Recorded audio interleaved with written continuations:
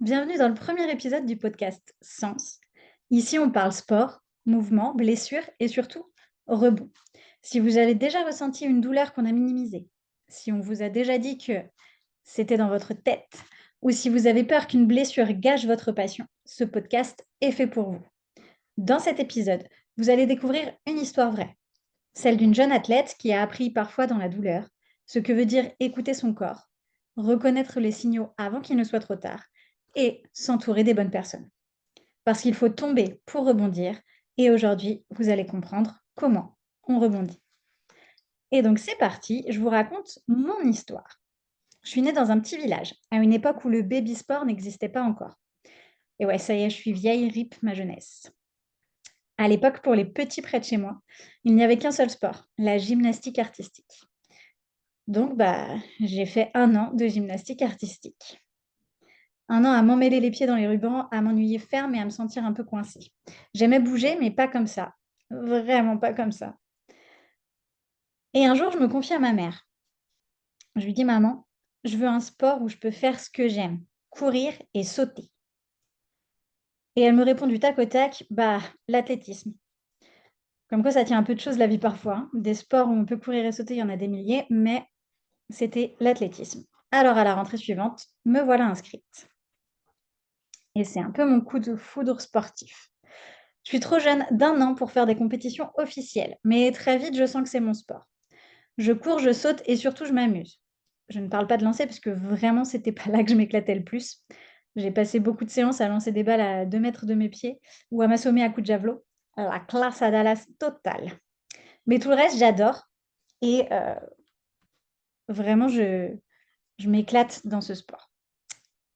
Est-ce que c'est un coup de bol? Peut-être. En vrai, je pense que j'aurais dû finir en natation, mais ça, c'est une autre histoire.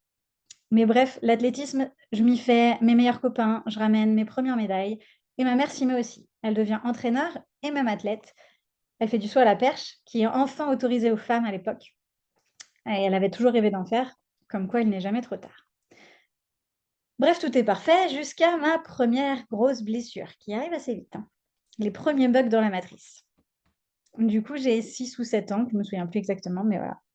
Et je me fais une giga grosse entorse de la cheville avec arrachement osseux. Je ne fais pas les choses à moitié, tu vois. Donc, je suis plâtrée, forcément, repos, kiné et retour sur la piste. Tout ce qu'il faut pas, mais c'est pas grave. Sauf que, c'est que le début. Des centaines d'entorses vont suivre dans ma carrière sportive et personne, mais vraiment personne n'a jamais réussi à corriger ça avant que je découvre la RNP bien, bien, bien plus tard. J'ai même fait une saison entière avec une grosse douleur sur mon pied d'impulsion. On se rendra compte, à ma blessure suivante, donc des années après, que en fait, c'était une fracture de fatigue, du 5e métatarsien et voilà, bref, j'ai sauté, couru et fait des compétitions, pendant une saison complète avec un pied cassé. Heu, Pourquoi?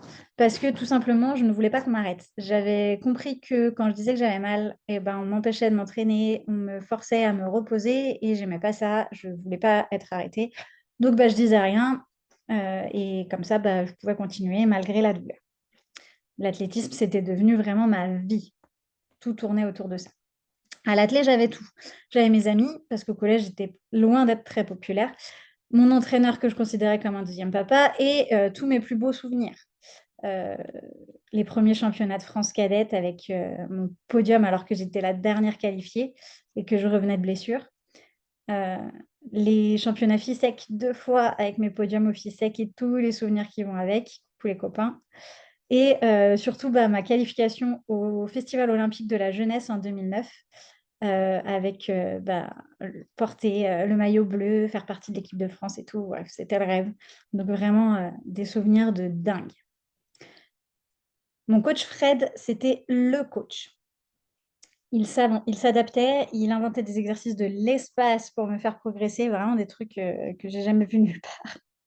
Même il fabriquait du matériel pour me faire progresser parfois. Et surtout, il m'a toujours gardée dans le groupe, même quand j'étais blessée. Et ça, je ne l'oublierai jamais parce que clairement, tout le monde ne fait pas ça. Et bref, c'est grâce à lui que j'ai voulu moi aussi devenir entraîneur et coach maintenant. Voilà.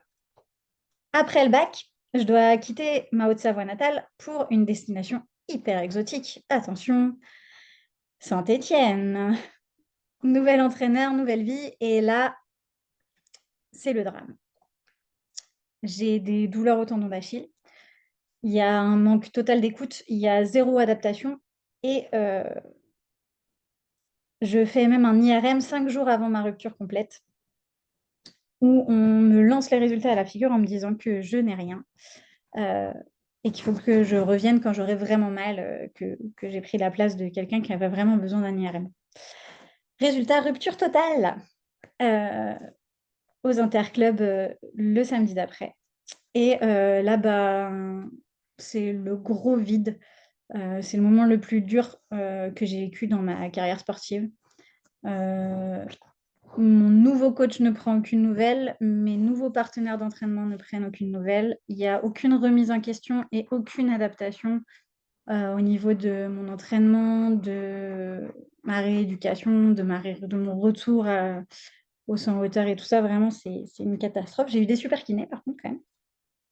Mais voilà, une rééducation pas optimale, des mois d'errance médicale, de solitude, de douleur. J'ai eu plein de galères, j'ai fait des allergies à plein de choses, ce qui a allongé mon temps de cicatrisation et mon temps d'alité sans pouvoir poser le pied. Enfin bref, j'ai vraiment eu une des pires blessures en termes de rééducation et tout ça qu'on puisse avoir. Et donc, bah, finalement, je reviens quand même avec mon premier coach, avec Fred, à distance, parce que mon nouveau coach refuse de s'adapter, refuse de se remettre en question, on me dit que c'est de ma faute, en gros. Et je ne le vis pas très bien. Donc, je retourne avec mon ancien coach qui, lui, a pris des nouvelles, qui, lui, a su s'adapter à mes besoins et à tout ça. Et bah, d'ailleurs, je retourne au championnat de France avec lui, grâce à lui.